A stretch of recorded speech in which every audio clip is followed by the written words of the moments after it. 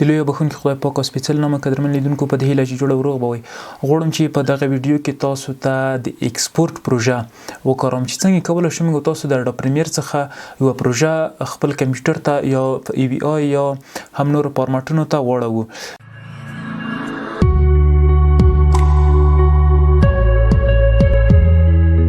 راځم د دې لپاره چې زه دغه پروژه ایکسپورټ کوم مخکې نه دلته ما کومه پروژه چې جوړه کړې ده دغه ټوله په مکمل شکل سره د ما مثلا پروژه ده تکمیل شوې ده. اوس څنګه کولی شم چې دغه ایکسپورټ کوم؟ د دې لپاره چې زه غواړم چې د پروژه ایکسپورټ کوم راځم فایل ته، په فایل کې دلته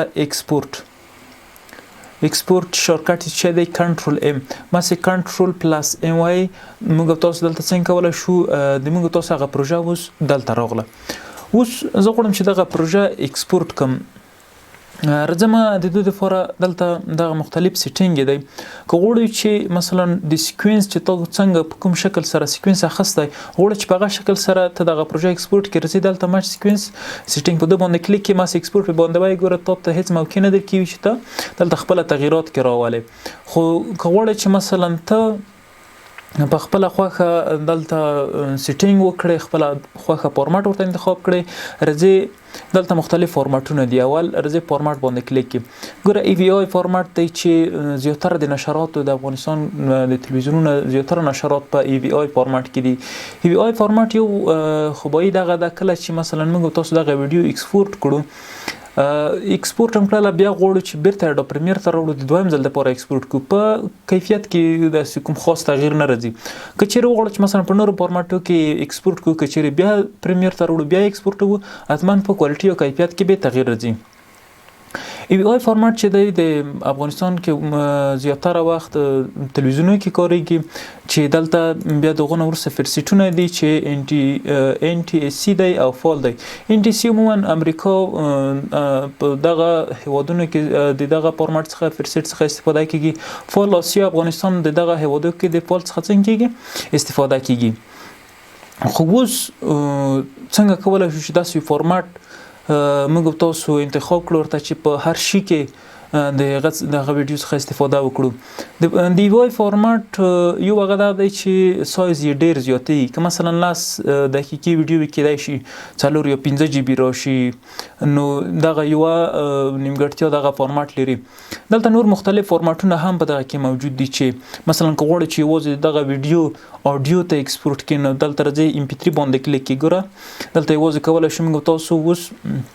یوازې دغه ویډیو آډیو ایکسپورټ کړو. خو بهترین فارمټ په دغه کې چې زیات ایډیټران یې کاروي هغه H264 دی. یو هم بل کویک ټایم دی چې دا ما خپله ورته انسټال کړی خو بهترین فارمټ H264 دی. راځم په دې باندې کلیک کوم. اوس H264 فارمټ کې باید د موږ ویډیو څنګه شي ایکسپورټ کړي. د دې خاصیت هغه دی چې د دوی یو سایز کم دی او بل HD کیفیت دی، همدارنګه فول سکرین دی. د EVI فارمټ سره توپیر په دغه کې دی چې دغه فارمټ سایز ډیر دی، همدارنګه ګوره دلته په دغه ویډیو کې دلته د ستوروالی راځي یعنی فول سکرین نه ده. نو موږ تاسو باید H264 فارمټ انتخاب کړو. بیا دغه نور څه دلته هم مختلف فرسیټونه دي چې دغه های هغه د کوالټي ده مثلا میډیم دی چې د مختلفو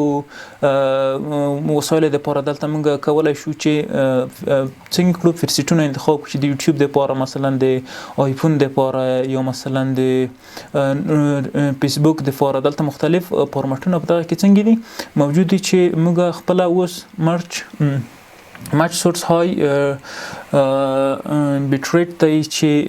موږ دغه ورته انتخابوو. که غواړئ چې مثلا میډیم یې کړئ بیا ګوره سایز اوس 15 MB دی. که غواړئ چې مثلا های کې سایز اوس څو دی دغه ویډیو 14 MB دی. دغه نه وروسته موږ همدغه فرسیټ اولی ورته انتخابوو، های کوالټي فرسیټ ورته انتخابوو. بل دغه نه وروسته آپشن نیم دی یعنی دغه ویډیو نوم دی باید چې ما په دې باندې کلیک کړئ. نیم یې مثلا زه دلته ورته یم چې مثلا د مای فنامه ویډیو فرسیټ د خپل ورته انتخاب شوی د MP4 دی. حتی کولی شو دلته لوکیشن هم انتخاب کړو. زه ورته یم چې په ډیسکټاپ باندې زه به دغه ویډیو څنګه کوم سیو کړم. دغه نه وروسته دلته دویم کوم آپشن چې د ایکسپورټ ویډیو او ایکسپورټ آډیو. که چیرې زه په دې باندې کلیک وکړم یوازې آډیو اوس ایکسپورټ کیږي. که چیرې زه په دغه باندې کلیک کوم یوازې ویډیو ایکسپورټ کیږي، البته آډیو نشو ایکسپورټ کولی. وروسته موږ تاسو ته دلته دغه آپشن رکیوي دغه سمري د ټول هغه چې مثلا د توغه په سکند کې څو پریمه د ویډیو اوړي همدارنګه د ویډیو ټول مشخصات دي چې مثلا اډیو د څومره د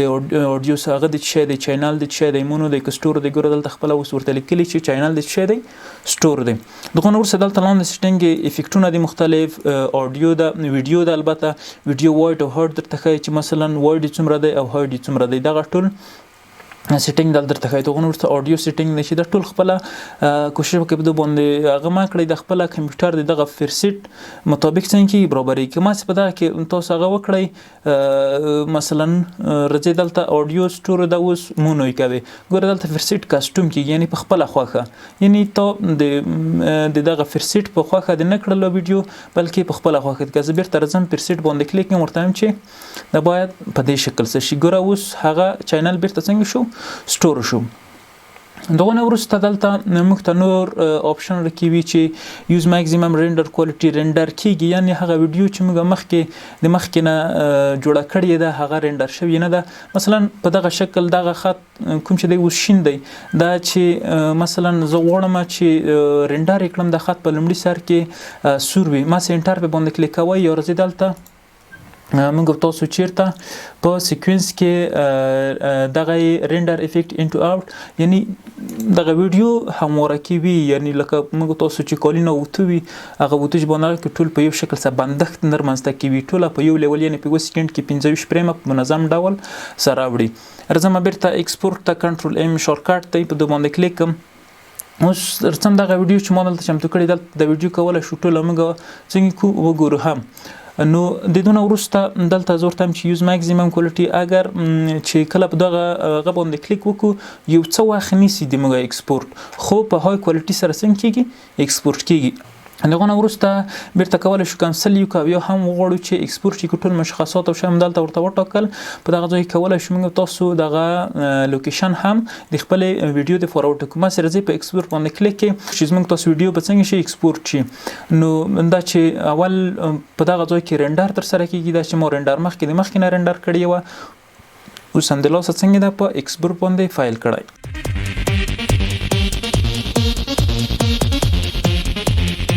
د ایکسپورت ویډیو چې څنګه کولای شو موږ تاسو یو ویډیو ایکسپورت کو اوس دغه ویډیو چې ما ایکسپورت کړله هغه رندر او هر څه په منظم ډول سره تر سره شول کله چې دا ویډیو پلی کوم راځم دغه پلیئر کې پلی کوم